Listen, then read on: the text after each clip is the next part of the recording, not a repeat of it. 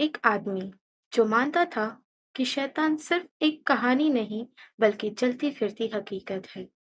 ये कहानी है एक प्रीस्ट जो वेटिकन की गलियों में घूम गया और उसने कुछ ऐसे दरवाजे तरासे जो कि दुनिया से काफी अनजान थे, जहां से कुछ ऐसी जंग दिखाई दी जो कि आंखों से नहीं पर अपनी रूह से हम महसूस कर सकते थे।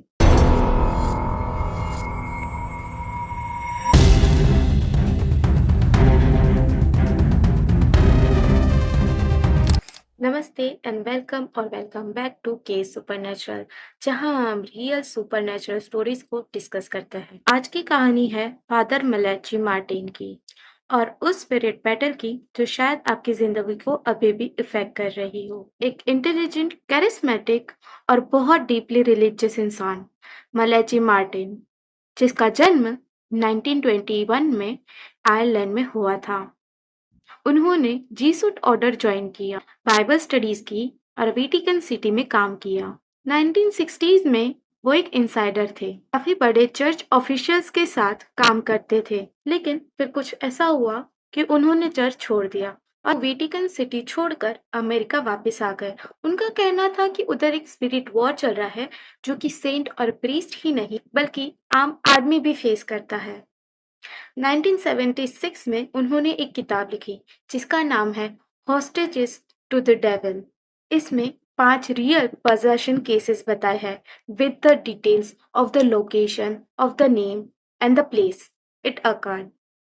हर केस में एक अलग तरह का डीमन, अलग तरह का स्ट्रगल और हर एक्सोर्सिज्म में एक ऐसी साइकोलॉजिकल और स्पिरिचुअल टेंशन जो पढ़ने वाले को हिला दे। मलाची कहते हैं कि ये कहानी नहीं, ये एक रियल लाइफ स्टोरी है जो कि उन्होंने एक्सपीरियंस की जब वो वेटिकन सिटी में थे। उनका कहना था कि उन्होंने 100 से भी ज़्यादा एक्सोर्सिज्म केस में असिस्ट किया है with the priest and the saints. एक केस में एक यंग लड़की अपनी आवाज़ चेंज करके एक आदमी की तरह बात करती थी और उसके अंदर से पुरानी डेड लैंग्वेज निकलती थी जो उसने कभी सीखी नहीं थी। एक और केस ऐसा भी था जिसमें एक बिजनेसमैन के अंदर एक ऐसी स्पिरिट थी जो कि दूसरों को हार्म करने पे मजबूर करती थी। मलाची मार्टिन का मानना था कि दुनिया एक इनविजिबल बैटलफील्ड है। उन्होंने बोला, हर इंसान के अंदर एक दरवाजा होता है, अगर वो खुला तो अंदर कुछ भी हो सकता है, चाहे वो डिवाइन हो या डिमोनिक। वो कहते थे कि पजेशन हमेशा एक स्लो प्रोसेस है, पहले टेम्पटेशन, फिर थोड़े से कॉम्प्रोमाइजेस, फिर डार्कनेस की एंट्री। उनके हिसाब से स्पिरिचुअल बैटल्स सिर्फ रिलीजियस लोगों का काम नहीं, ये एक पर्सनल फाइट है जो हर आदमी अपनी रूह के लिए लड़ता है। वो अपने लाइफ के लास्ट स्टेजेस पे भी सबको वार्निंग देते थे कि दुनिया में ऐसे फोर्स है जो आपको डायरेक्टली डिस्ट्रॉय करना चाहती है। अगर आप रेडी नहीं हो तो आप हार जाओगे। मलाची मार्टिन एक काफी कंट्रोवर्शियल फिगर थे। कुछ लोग उन्हें सच का मैसेंजर मानते थे और कुछ लोग उन्हें सेंशियलिस्ट राइटर कहते थे। चर्च ने कभी कोई ऑफिशियली स्टेटमेंट या कोई क्लेम्स कंफर्म तो नहीं किए, लेकिन उनका वर्क इतना डिटेल था कि इग्नोर करना बहुत मुश्किल था। 1999 में मलेची मार्टिन का एक एक्सीडेंट हुआ और उन्होंने कहा कि वो गिर गए थे, लेकिन उनके दोस्त का कहना था कि उन पे एक डेमोनिक एंटिटी ने हमला किया था, क्योंकि वो एक पावरफुल एक्सोर्सिज्म पे काम कर रहे थे।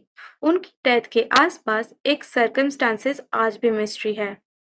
Father Malachi did tell me that he was writing a new book, and this would be extremely important, not a novel, but a manual for Catholics to use in the years ahead when he anticipated there would be more and more trouble. A guide to what we need to do to get through these times. And of course, everybody was waiting with bated breath. Then all of a sudden, he died. Malachi Martin की books, interviews और radio shows आज भी internet पे काफी search किए जाते हैं। उनके इंटरव्यूज में कुछ ऐसी अर्जेंसी है जो सुनने वाले की रूह तक कांप उठे और अंदर से आदमी हिल जाता है। हॉलीवुड भी मलाची मार्टिन से काफी इंस्पायर्ड है। द राइड, द एक्सोसिस्ट के कुछ एलिमेंट और कई डॉक्यूमेंट्रीज उनके काम से इंस्पायर्ड है। पर उनका असली मैसेज सिंपल था, इविल रियल है, स्पिरिचुअल बैटल रियल है, और अगर आप इसे इग्नोर करोगे तो आप ऑलरेडी हार गए हो। तो ये थी कहानी फादर मलाची मार्टिन की, एक ऐसा वॉरियर जो दुनिया को एक अनसीन वॉर के बारे में वॉर्न करके गया। आप क्या सोचते हो? क्या ये प्रीस्ट की सिर्फ एक इमेजिनेशन थी, या सच में इनविजिबल बैटल हमारे आसपास है? Drop your thoughts on comment box and subscribe, like and share. Bye.